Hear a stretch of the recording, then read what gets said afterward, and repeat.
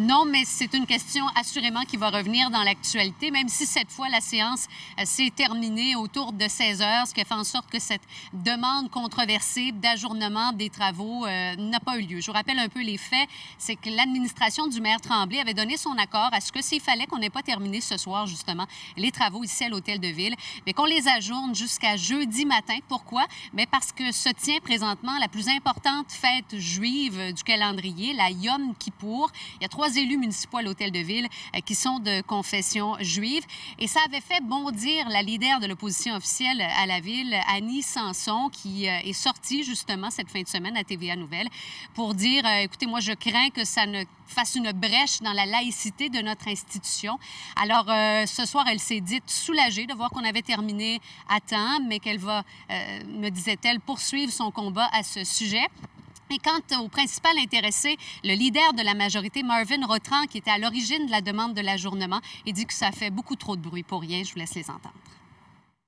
Vraiment, un mauvais goût, une chose comme ça, qui a divisé la population, a été soulevée par Vision Montréal. Et a dû faire ça autrement, d'une manière plus sereine. Qu'on puisse partager nos différences dans le respect et ne pas l'imposer à l'autre.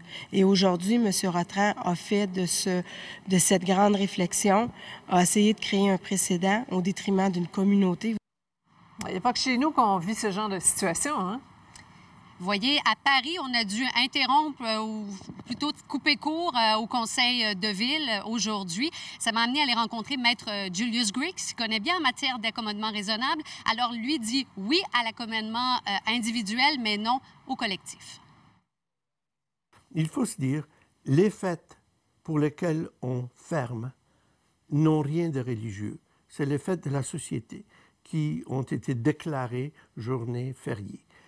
Par contre, chacun a le droit de célébrer, évidemment ça doit être raisonnable, un certain nombre de jours, 3 ou 4 ou 5, et il ne doit pas en subir de conséquences.